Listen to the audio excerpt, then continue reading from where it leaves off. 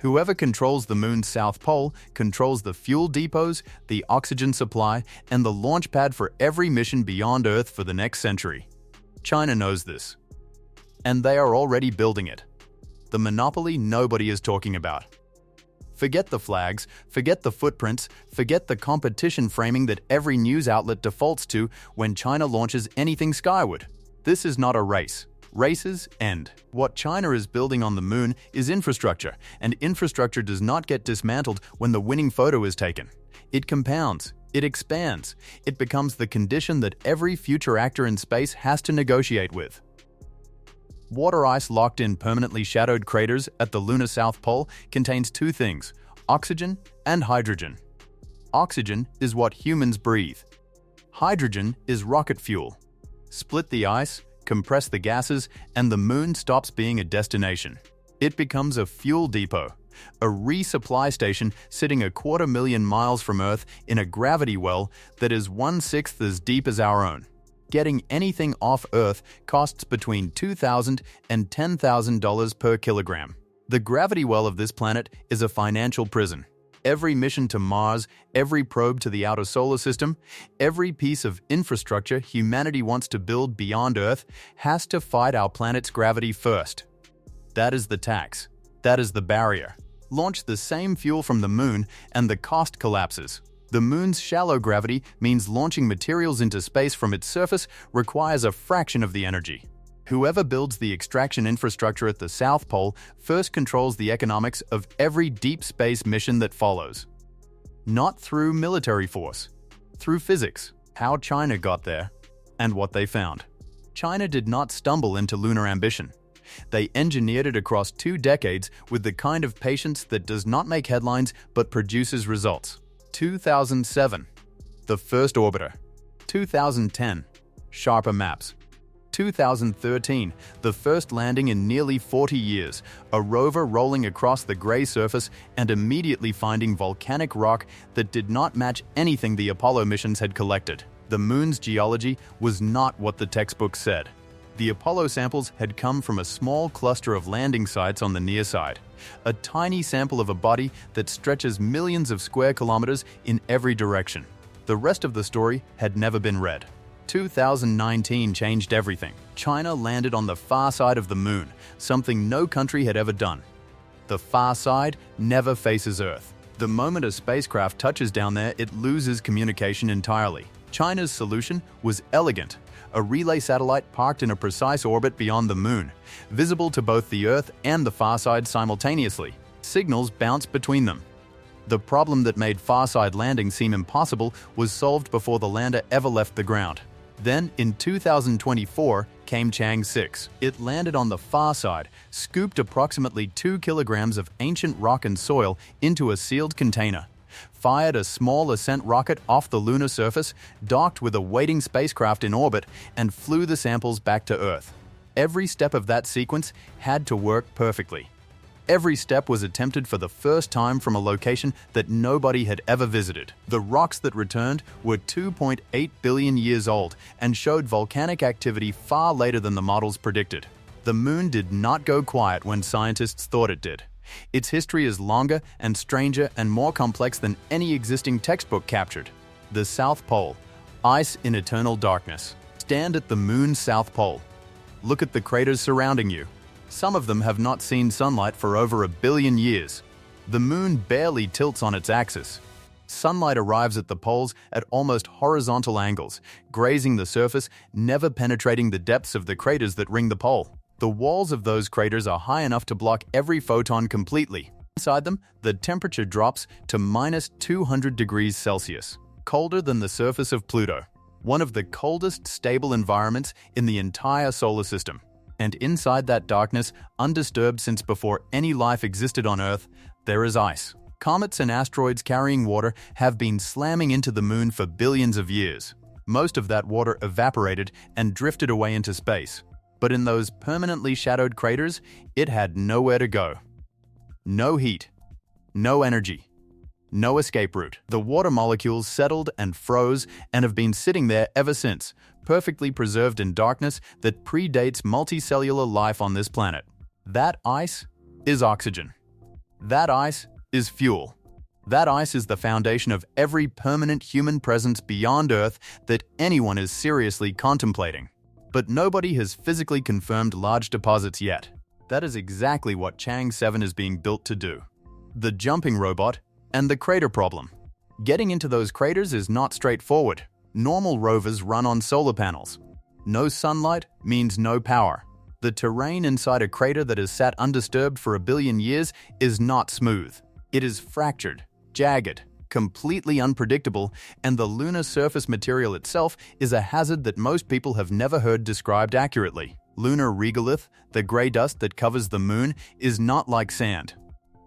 On Earth, rock fragments are tumbled by wind and water over millions of years until the edges round off.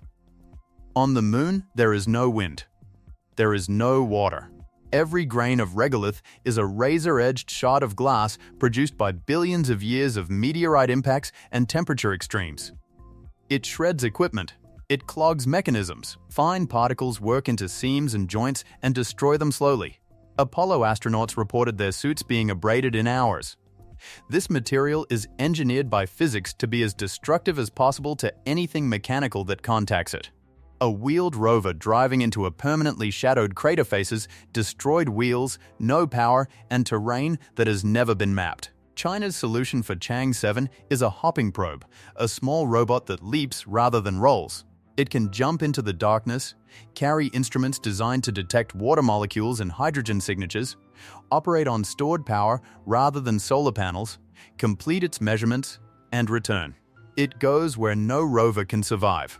The full Chang'e 7 system, planned for 2026, includes an orbiter mapping from above, a lander on stable ground near the pole, a rover studying the surrounding surface, and the hopping probe diving into the shadowed craters. 4 components operating as a coordinated team. If they return confirmed evidence of large accessible ice deposits, it ranks among the most consequential findings in the history of space exploration. Not because of the science alone, because of what building on top of that confirmation looks like.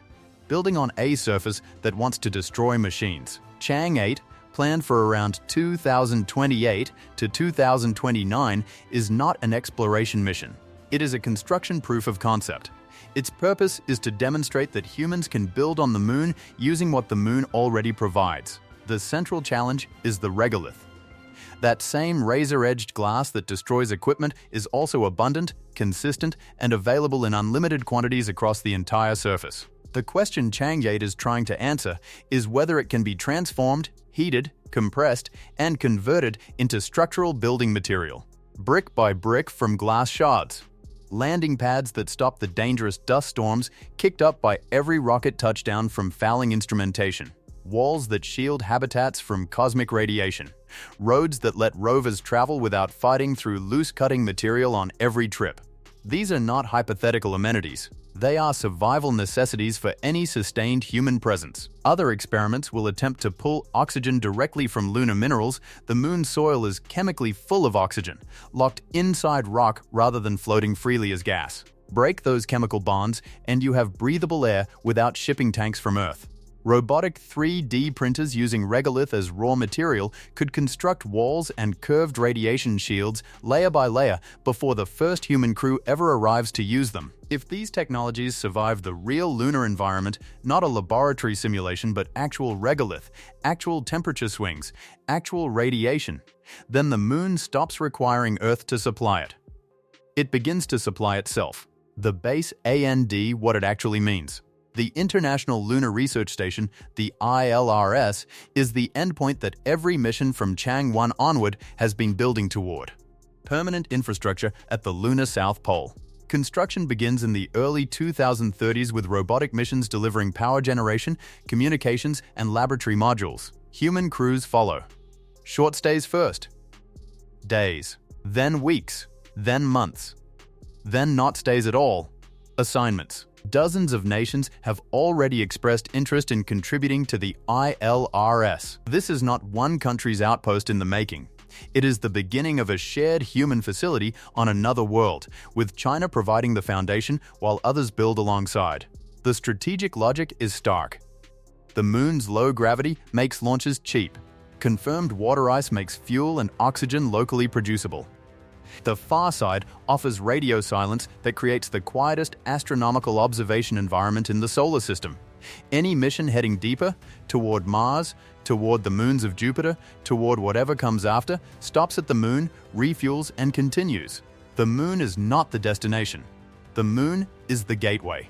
Whoever builds lasting working infrastructure there first does not win a competition. They set the conditions under which every subsequent mission by every other actor must operate. The Long March 10 rocket, capable of delivering 27,000 kilograms into lunar orbit, completed a key test flight in early 2026. The Mengzhou crewed spacecraft passed its emergency abort test around the same time. The hardware exists. The program is moving. The moon was closed as a chapter of human history for nearly 50 years. China is reopening it, not to revisit what was done before, but to build what has never existed. A permanent human foothold on another world. A refueling hub for the solar system. The high ground of space economics. The question is not whether this gets built. The question is, who is there when it opens? Razor-edged soil that destroys machines. Craters frozen in darkness for 1 billion years. Water ice that becomes fuel and oxygen. A hopping robot diving into places no rover can survive. Construction experiments trying to turn glass shards into shelter. And a permanent station that turns the moon from a destination into an economic gateway for everything beyond. Drop a comment telling us whether this concerns you or excites you. Check the end screen for more space stories sitting there right now.